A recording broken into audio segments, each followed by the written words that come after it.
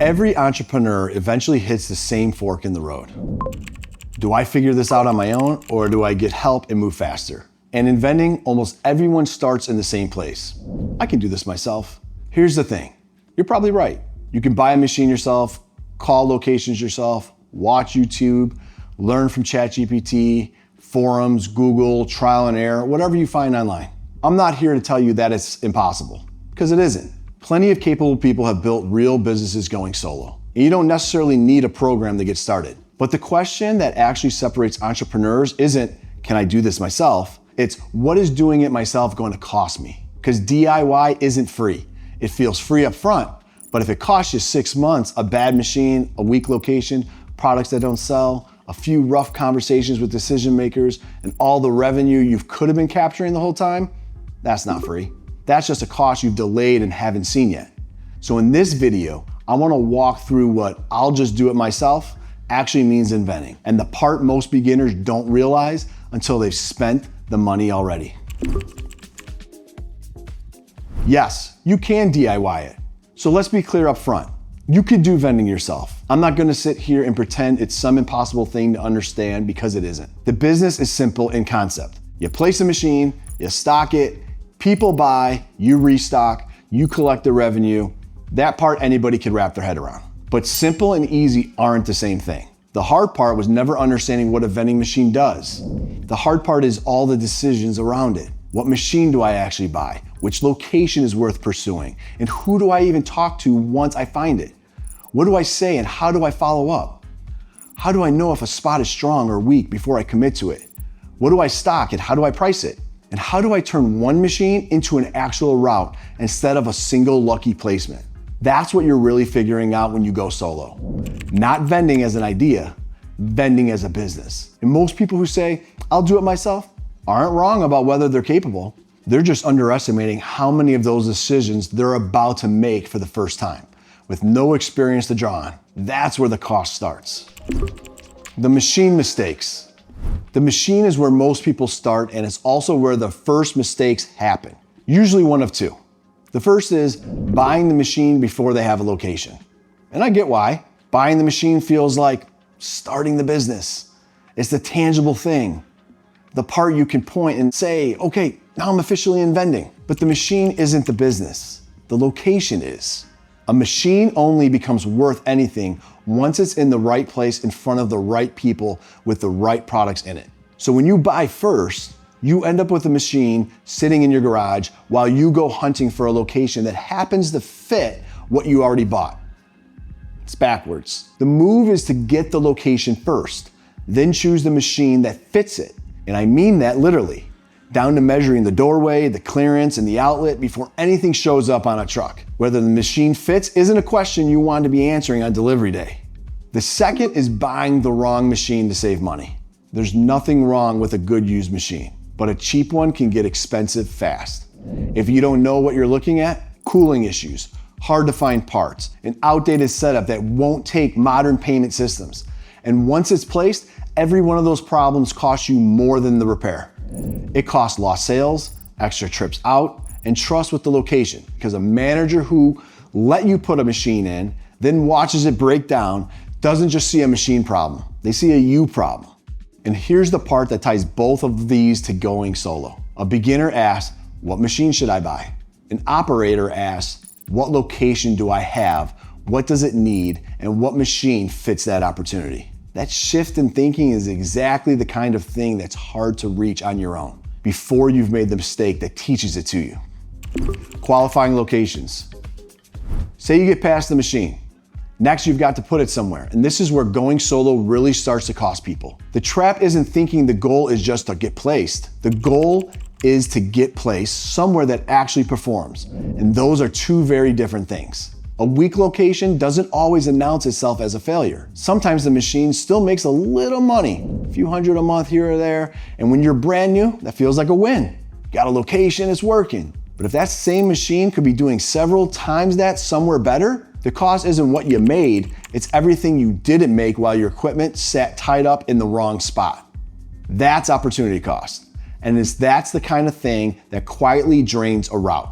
Now here's the part that really hurts when you're going solo. When you're new, you often can't tell that location is the problem. So you start blaming everything else. Maybe it's the product mix, maybe it's the machine, maybe you just need to give it more time. And sometimes the honest answer is that the location was never strong enough, and you spent months learning that expensive way. That's why you have to know how to qualify an opportunity before you commit to it. Traffic is part of it, but traffic alone doesn't tell you much. You need to know who's actually walking by and why they're there. How long are they sticking around? Whether they've got a reason to buy and easy alternatives nearby. Whether the property even wants the machine, and whether the numbers make sense once you factor in servicing it. That's a lot of judgment to build from scratch, and most beginners only build it by getting it wrong a few times first. Information isn't feedback. Now, most people doing this alone lean on free content to fill the gaps. And I mean, you're here, right? There's a ton of free vending content out there, including ours. YouTube, ChatGPT, forums, Google, they could all genuinely help. Free content is great at teaching you concepts, giving you ideas, showing you examples, getting you motivated to start. But there's a ceiling to what it can do, and it's worth being honest about where that ceiling is. Free content can't look at the specific location you're trying to close and tell you whether it's worth your time. It can't look at that used machine you're about to buy and catch the question you forgot to ask. It can't listen to your pitch and tell you, well, that's why the decision maker went quiet on you. It can't look at your product mix and point out what's been sitting too long, or look at how you're running your route and tell you where you're wasting half your day. That's the gap that actually matters. Information is the stuff you can find anywhere for free. Feedback is someone looking at your own situation and telling you what to do next, and that's a lot harder to come by. It's a big reason people end up joining a community or a program, and it's usually not because they couldn't find the information. They could. It's that they needed help applying it to what actually was in front of them. Because there's a genuine difference between watching a video about a location strategy and having someone help you think through the specific location you're trying to close right now. Between reading a script and knowing how to actually use it when you're standing in front of a decision maker. Between knowing the vending terms and knowing what to do next when something doesn't go the way the video said it would. DIY hands you information, guidance, gives you feedback on your situation, and that's the thing that actually saves you time. The sales conversation. Here's the part nobody warned you about. Vending isn't only an operations business, it's a sales business. You've got to land the locations, talk to decision makers, explain the value, follow up, handle the pushback. And a lot of beginners don't actually know what conversation they're in. They walk in thinking the pitch is, can I put a vending machine here? But that's not the conversation the decision maker is having. They're thinking, is this going to be a hassle for me? Is it going to look bad? Are my customers going to complain? Who services it? Who stocks it? What happens when it breaks? And what's in it for us anyway? If you don't answer those questions, you get a no. Or the worst, you get, send me some stuff and brush off and never hear back. And the beginner walks away thinking, I guess they weren't interested. Maybe that's true. But it's just as likely the offer was positioned wrong, or the follow-up was weak, or they were pitching the wrong person, or they led with the machine instead of what the location actually gets out of it. When you're solo, you usually never find out which one it was, so you make the same mistake at the location, the next location too, over and over and over. That's why scripts and training matter. It's not about memorizing magic words. It's about understanding the conversation, knowing how to frame the offer, how to make it easy for the decision maker to say yes, how to take the risk off their plate, how to follow up without sounding desperate, and how to tell when to keep pushing versus when to walk away. Most beginners don't lose locations because they're lazy. They lose them because they don't know what conversation they're actually in. Product mix is the same story in miniature. Beginners figure they'll just load it up with snacks and drinks, but what sells depends entirely on where that machine is and who's standing in front of it. A warehouse isn't a medical center, isn't a gym, isn't an apartment building. Stock the wrong things and the machine tells you fast, with products sitting for weeks, inventory expiring, and your cash frozen and stuff nobody's buying. An operator doesn't ask what they personally buy, they ask who's actually using this machine and what they'll come back for. That's another judgment call you mostly learn by getting it wrong first, unless someone shows you how to read the location up front. What the timeline actually costs. Everything we've covered so far adds up to one thing, and that's time. This is the piece people underestimate most. If you could tell me you could figure this out yourself, you might be completely right. But how long is it going to take? A few months? 6? A year?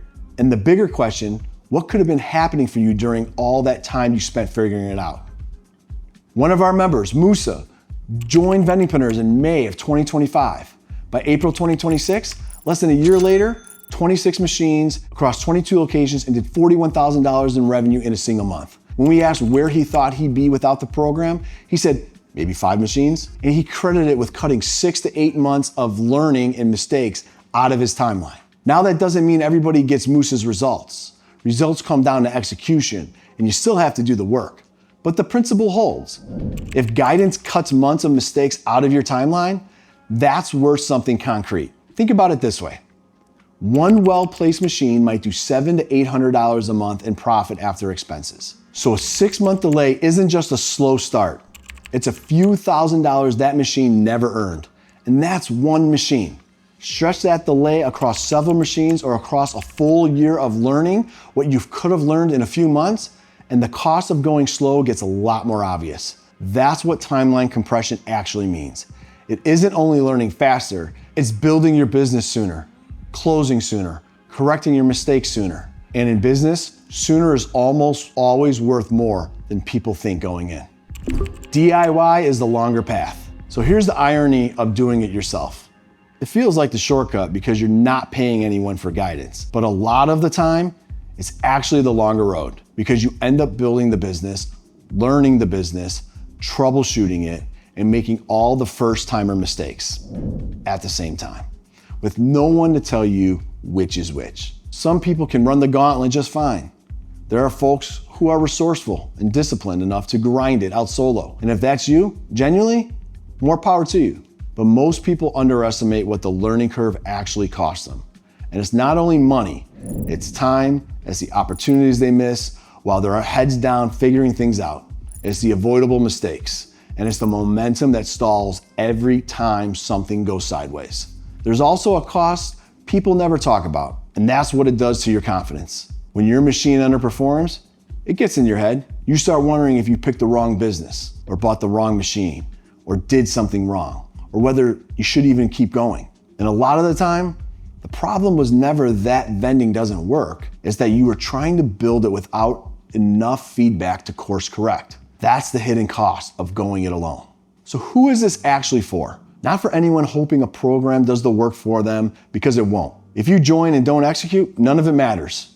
You're still making the calls, still talking to decision makers, still following up, still building the thing yourself. But the difference was never about capability. A lot of our members are sharp people who could have figured it out alone.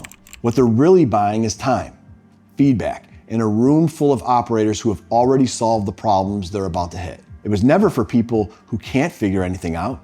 It's for people who'd rather spend their hours building than spend months learning what not to do.